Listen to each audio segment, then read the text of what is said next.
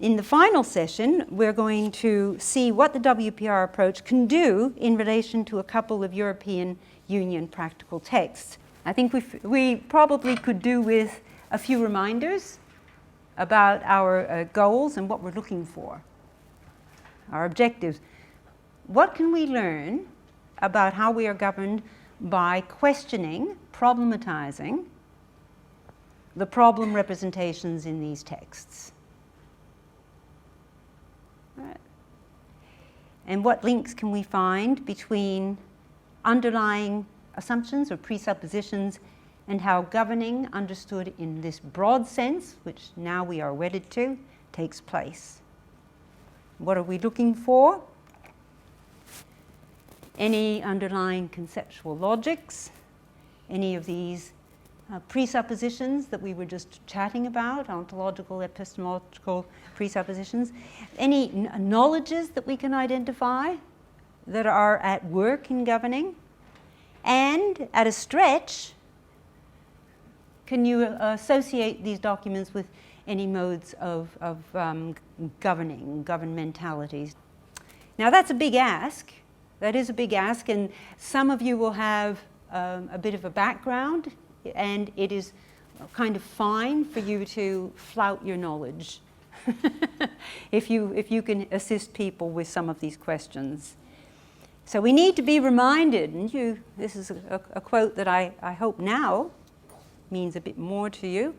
A critique does not consist in saying that things aren't good the way they are. It consists in seeing on what type of assumptions, of familiar, unexamined ways of thinking the accepted practices are based.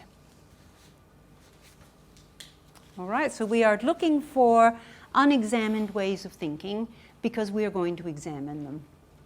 That's what we're going to do.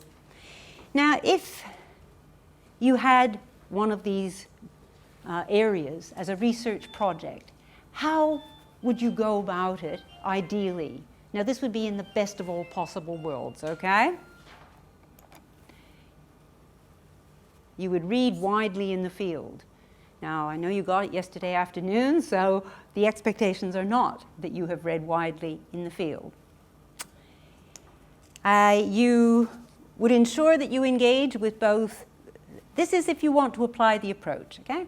Ensure that you engage with both mainstream and critical literature. Locate your document in a wider context. Identify clusters of related, relevant documents, and consult secondary sources to supply necessary background. Applying the WPR approach involves a large research exercise into background material, related material, mainstream and critical literatures. My most recent foray into alcohol policy, I read for 2 months stuff on alcohol before I even looked at any of the practical texts that I wanted to engage with. I knew I was going to be doing something on the World Health Organization strategy on harmful use of alcohol. I knew that's what I was going to be doing. I wouldn't even look at it. I didn't even read it. I just went berserk, reading article after article, building up an awareness of the debates. What are the debates around alcohol? You know, and what do I need to know about WHO? Where does it come from? When did it start talking about alcohol? So it's a massive research exercise. You don't have to do any of that today. For today, this is all that I'm asking. Could you look for proposals, broadly defined? Recall Rose's answers. All right? Could you look for things that would probably pass you by? This is, you know, I'm assuming this, normally. But now they kind of leap out at you because they look different somehow. They're a proposal, and therefore they must have an implicit problem representation. See if you can find some of that going on in your documents. If you can do more than that and identify any underlying conceptual logics, knowledges, discourses, well and good.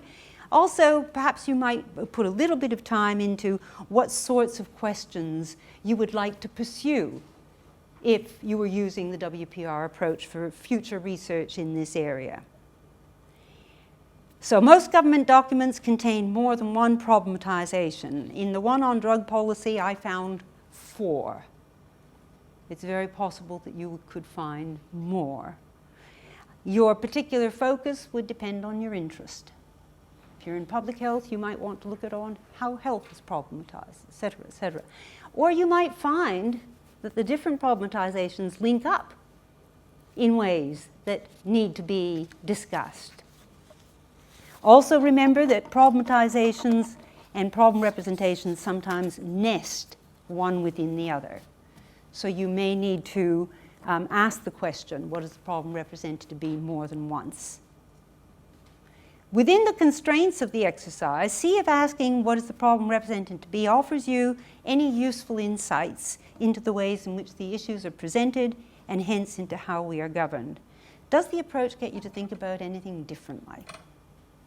Do you think it would assist you in some way by opening up areas around governing that might not have been on your agenda previously? I'd be really, really interested to hear about that.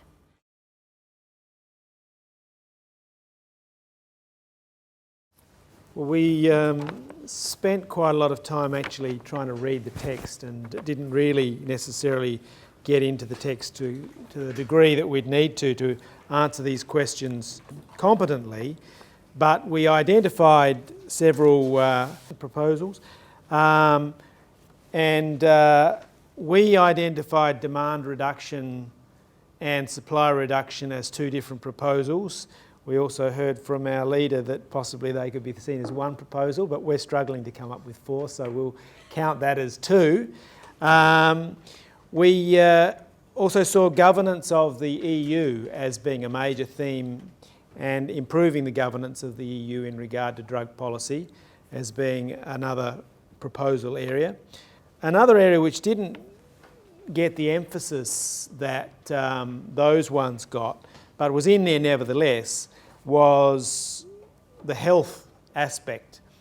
And we saw it as actually interesting that health was emphasised much less than those other areas. The other questions that we were asked was, for example, to consider how they represent the problem and to identify underlying conceptual logics, etc. They represented the problem that drug use was an illegal thing. So, I mean, that was the basic assumption. And that puts it into the category of a sort of a policing discourse or a legalistic discourse. So that was a general discourse that was running through the whole thing. We also thought it was very interesting, I mean, perhaps it's the nature of the drug issue, but I mean, putting in terms of supply, demand, and then talking about the trade in drugs. I mean, it's very much an economics discourse as well. So that's sort of perhaps a little bit of a surprising angle, but we thought that was quite interesting. And going back to the first point, that the health issue, I mean, the health is in there, the health discourse is in there, but it's not emphasised to the same extent. The nature of the EU is a major issue in there. And for example, they're talking about actions of individual states, actions of the EU as a whole, relationships between states within the EU, and then how they relate to countries outside the EU. And then there's a hybrid zone where there are countries that are likely to access the EU quite soon. So there's a bit of a conspiracy theory that ran through the latter half of our discussion about the possibility that some of those countries that are going to come into the EU were actually drug problem countries in terms of supply routes and things like that. So they want to have their policy in place before they get these countries on board. I don't know the facts of that, but Andrew is very strong on that. So if you want to, so I mean that's So that's talking about EU governance basically, and EU relationships with countries outside the EU. Another overall discourse is talking about getting information, getting a database, getting scientific evidence. So it's very much within a scientific paradigm, seeing this whole problem as being addressed through science. So that's all I've got for you. I'm sorry if you wanted more. That's. So this is the drug one as well, obviously, and our notes aren't in quite the order that the previous groups were, but a lot of what we found in the policy, it looked at reduction and stabilisation almost as justifications for what they've done, and so therefore we need to keep doing it. It also used health as a justification, but then a lot of its approaches we thought were based around a lot of legality issues and the consequences that come from breaking and living outside the law. Some assume knowledge. It basically assumes drugs are bad. There was no contemplation of an appropriate drug user. Okay, that subject was not discussed at all in the entire document. And so when we link it to, like Carol was saying with alcohol, you've got a responsible alcohol consumer and an alcoholic, okay? Yet with drugs, there was no discussion of this sort of different subject, yet alcohol's a drug and some things are just a matter of degrees. We thought the EU then took this legality issue and used words like cooperate and coordinate, but it was all based on this way of thinking that these countries that are doing something illegal, in their eyes now needed to change what they were doing to fit in what's now a problem in our union. How demand was represented, it seemed as quite an individual problem, so about early intervention and education, rather than looking at the environment in which these people were actually using the drugs, why they were using them, what were they using them for. It was just a blanket, let's educate people that drugs are bad. Another thing that we had was with the law and order side of supply was it was only a consequence after the drugs have been supplied, really. So discussion of harsher penalties, or well, now once you've been caught, you'll be punished, but no discussion of how to stop the supply before they get caught with it, if that makes sense. And again, there's no mention of a legal system to stop these things that are happening, the money laundering, the trafficking. There was no, okay, well maybe if we even consider the system's wrong, it was, oh no, health is bad, drugs are bad, we need to stop this. And there was one interesting point that I will say, oh that's right, its use of measurement was drug-related deaths, drug-related health.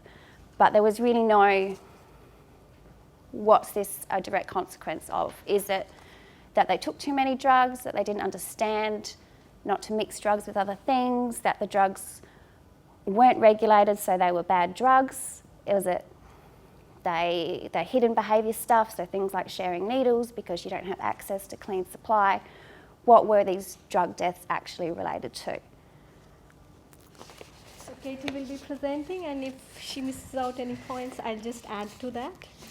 So we're looking at the lifelong learning policy. We spent quite a few minutes talking about the objective of the action program, which was to contribute to the development of the community as an advanced knowledge-based society with sustainable economic development, more and better jobs and greater social cohesion. So there was that idea that an advanced knowledge-based society was good, that economic development was good and more and better jobs were good. So that economic and the idea of people needing to get into jobs and the economic aspect was privileged. And also the idea that that there wasn't enough social cohesion. And that notion that jobs were important came through in the targeting and the funding. People beyond retirement age, even though supposedly there was this focus on education for older people, there was very little money and a very small target, whereas for the younger groups there was a lot more focus. The document we felt defined you as a governable subject by your education category and stage and your European citizenship. So there was a privileging of the European. Throughout the document there was references to terms like the European dimension, European area of lifelong learning, European citizenship based on respect for European values as well as tolerance for other peoples and cultures. Whereas the focus there, the privilege, is European cultures. Also, a focus on assimilation rather than difference. There was mention, for example, of disabled people should integrate into the mainstream rather than the mainstream making the changes. Another aspect was the valuing of measurement, with talking about, for example, comparable data and statistics. Seems to encourage interterritorial uniformity, and the intergenerationally there are classifications and divisions, and in which the youngest category is referred to as being groomed for European citizenship, which is the primary education. The higher education seemed to be referred to as for innovative practices that they will be bringing in, and the vocational education people were referred to as developing strength, development, bringing in development and strength, and the elder people were referred to as education challenge. So that was the categorization and the classification, and of course, as Katie has mentioned, special needs and gender was just mentioned and nothing was elaborated upon. So we see the classification and the categorization, and later on it was written that they have to report back by such and such date and such year. So it means that just not that the money is being allotted to you, but you have to be responsible and report back with the reports, and the framework is already being given to you. This is how you have to manage your population. So it shows a sort of panopticon control as well, where the states are told how they are to manage themselves. And that's what the states and the people come to see their subjectivity, how they stand according to the various ages. You are into this category, this is how you are slotted, and this is how you are looked at by the state. Everybody. So we did obviously the same thing, and these guys covered most of the bases really nicely. So I won't bore you too much by going into too much of that. But what we would like to add to the proposals bit is that the education was supposed to be able to be brought up to world standard, which they refer to the Lisbon policy. So we would like to have a look more into that. So there is an actual benchmark that they would actually like to measure all the different educational institutions against. And there's enough politics around that in Australia, so imagine what it would be like in Europe, where there's all these different levels of education institutions. So that would be interesting in itself. And it's supposed to foster transferable skills at all different levels across the entire EU, so that there's a standardisation so that we can then foster a mobile workforce. And develop that to make interchange and cooperation across states, and when you ask yourself who's going to benefit that, you think big companies as well as, well, you would have thought more big companies, because if there's an area of Europe that's quite isolated and they need a certain kind of workforce, then it's like, oh, I'll just pluck it from this other country and just bring them over to where I am and where I need these people. So, and this contributes according to the document, these factors contribute to a more cohesive society, a knowledge-based society. And if we're thinking, okay, so the thing that we want to be is knowledge-based, so what were we before? An industry-based society? And what happened to all those people who identify themselves as being an industry-skilled person? Are they therefore not valued as much? And are they then not an active citizen because they don't have this now valued membership? So the problem that we think was identified mostly by the document was that there isn't a standardised education level, so there's all these different levels, which means there isn't the demand met by the market in terms of human resources. And that also the other sort of underlying thing is that people are fragmented. So people are holding on to their national identities, like I'm Italian, rather than I'm an EU member. So that also seems to be a thing that they're trying to foster greatly in this document, is this new identification that everyone's supposed to embrace. Because to be an EU member and to be having these certain skills, you're therefore a valued citizen of this country. Yeah, and so some of the underlying concepts and knowledges that we sort of identified, and we talked heaps about it, so I'm sure I missed out on some of them, is that, yeah, people are governed through these memberships. So you guys really talked greatly about that, those different places in the education system that you fit in, and that's really cool. We didn't even think about that.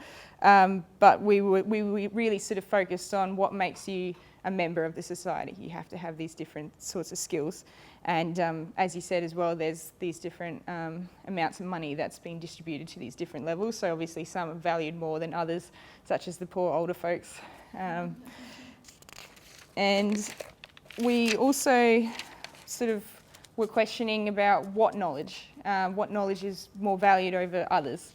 So the agriculture sector, one question that we might ask is that a valued knowledge that is then going to be proliferated throughout the EU?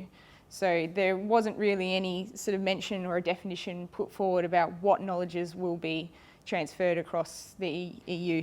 And also what discourses will be practiced through these knowledge proliferation and what will be generated.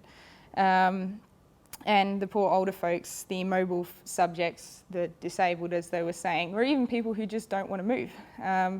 What will then happen to them? They don't want to play along with the new sort of system that's in place. Will they therefore be marginalised? And the governing of the subjects through these proliferations of patterns of thinking. So therefore, if everyone in the EU and all the different institutions and bodies are then supposed to take this new document on board and have this world standard, what about these patterns of thinking that will be generated and shared across countries and cultures and languages? And some of the life effects that we identify, which I'm sure I'm going to miss some, is that mobile workforces could tend to break up families, as they do in Australia, with people moving to find work in other states or in the mines. So we're talking about that and the way that those also break up communities if the whole family does go. And it also puts pressure on individuals who are introverted or don't want to move or are quite happy being French and staying in France and speaking their mother tongue. Like, what happens to those people if they don't want to? The kind of pressure that's being put on them by society and by their governments to play along and be an EU member. And also they make a really big point about the fact that they would like to encourage language and cultural diversity, but one has to sort of question about how much diversity is being fostered when the whole document is about standardisation. And also, when you're talking about all the different languages that are in the EU, what languages are going to be the lingua franca? At the moment, I think it's French and English is the EU lingua francas. So there's one policy in the EU which is like the 3-language policy. So each person has to have 3 languages to be a working member of the EU. And the reason why it's 3 languages is because it's supposed to be your local language, and then you're supposed to pick 2 foreign languages. And if it was just one, everyone would speak English. So they try and have another one to force people to learn another language so they can hopefully try and not all speak English at the end of it.